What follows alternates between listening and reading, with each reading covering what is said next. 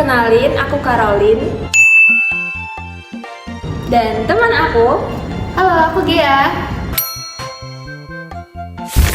BTW Rob, bingung gak sih udah gak hujan, tapi kok jalan masih tergenang air laut, padahal lautnya masih jauh banget. Yap, bener banget Ge. Jadi itu namanya banjirop. Fenomena yang akhir-akhir ini membuat masyarakat daerah pesisir, khususnya daerah Semarang itu semakin waspada. Oh gitu, jadi bukan soal air laut yang masuk ke daratan, tapi hal ini juga udah menjadi ancaman serius, baik dari transportasi, ekonomi, bahkan tempat tinggal warga. Nah, di video kali ini kita bakal kupas tuntas tentang apa itu banjirop, penyebab, dan gimana cara kita mengatasinya. Yuk kita kupas bareng! Disinilah kehidupan dimulai. Di sepanjang garis pantai, ombak membisikkan harapan. Di antara pasir dan angin, ada kerja keras, ada tawa, dan ada mimpi yang tumbuh bersama ombak. Tapi, tidak selamanya laut bersahabat.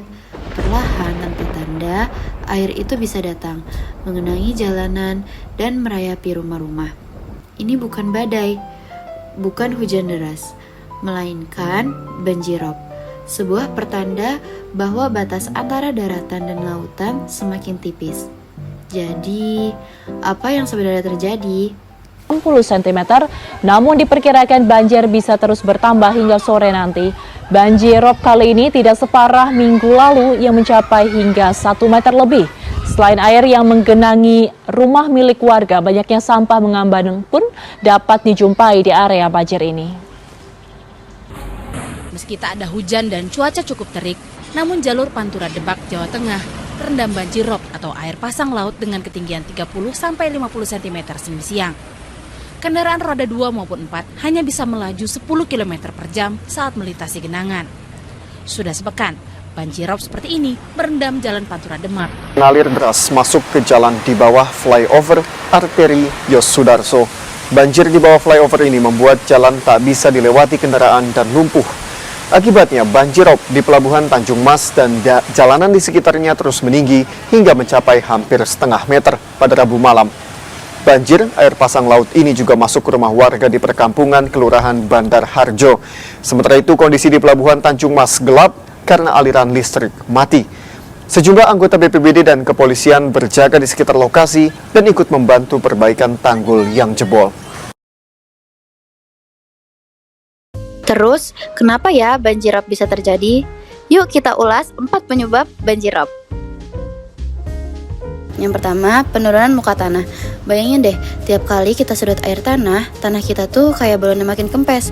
Pengambilan air tanah secara masif dapat menyebabkan tanah di pesisir perlahan-lahan turun. Yang kedua, kenaikan muka air laut.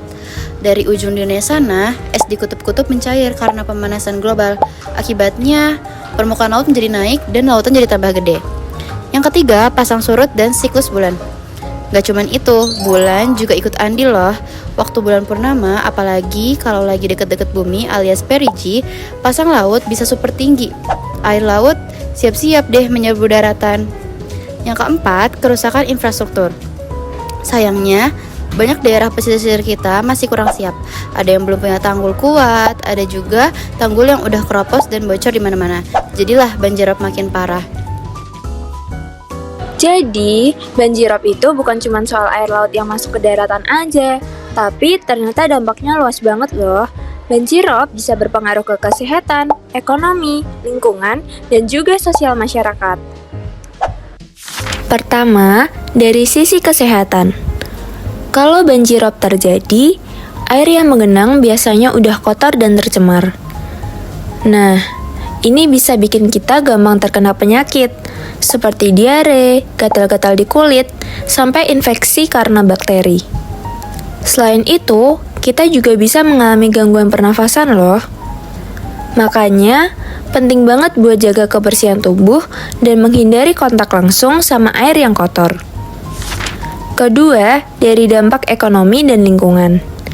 Dari sisi ekonomi, banjirop bisa bikin aktivitas ekonomi lumpuh.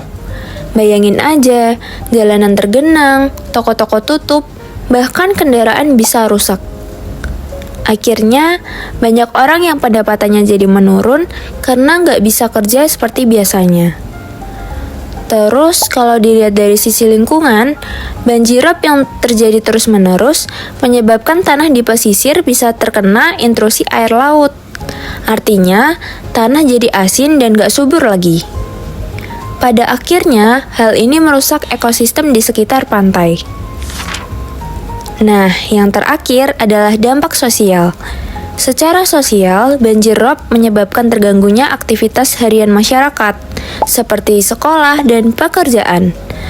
Selain itu, warga yang terdampak bisa kehilangan tempat tinggal dan mengalami stres hingga memicu konflik sosial apabila bantuan yang diberikan tidak merata.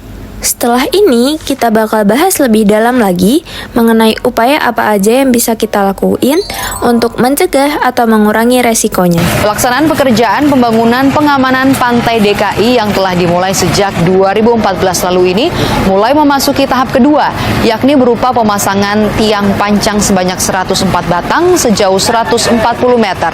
Proyek pembangunan tanggul laut dilakukan untuk mengantisipasi terjadinya banjir rob akibat penurunan permukaan tanah di Jakarta.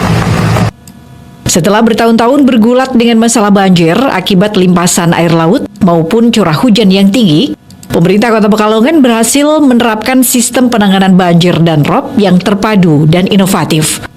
Program ini melibatkan pembangunan tanggul laut, bendung gerak Sungai Loji, peningkatan dan penataan kapasitas drainase, hingga operasional pompa-pompa air. Pada mitigasi non-struktural, melibatkan edukasi masyarakat tentang risiko banjirop, pelatihan evakuasi, penguatan kelembagaan lokal, serta perencanaan tata ruang yang adaptif terhadap perubahan iklim dan naiknya permukaan air laut. Disebut tidak hanya menahan arus laut, tapi juga dapat menjadi penanggulangan banjir rob yang kerap melanda Belawan di hampir setiap bulannya. Tumbuhnya pohon mangrove di pesisir pantai juga akan membantu biota laut berkembang pesat sehingga dapat mensejahterakan masyarakat nelayan. Suster Bernadetta Budi Juliati mengatakan kegiatan penanaman mangrove guna mencegah terjadinya banjir rob ini juga diikuti oleh ratusan siswa-siswi dari Sekolah Regina Pacis, Jakarta dan Bogor. Dengan menggandeng generasi muda penerus bangsa, diharapkan kegiatan pelestarian alam ini akan terus berkelanjutan. Pada kolaborasi multi pihak, perlu adanya sinergi antara pemerintah, masyarakat, akademisi, dan sektor swasta dalam menyusun kebijakan, mengalokasikan anggaran, serta membangun sistem peringatan dini dan penanggulangan bencana. Nah, sekarang udah pada tahu kan kalau misalnya banjirop itu bukan cuma soal air pasang, tapi ada banyak faktor yang saling berkaitan. Betul, jadi jangan cuma nyalain alam, kita bisa jadi bagian dari solusinya.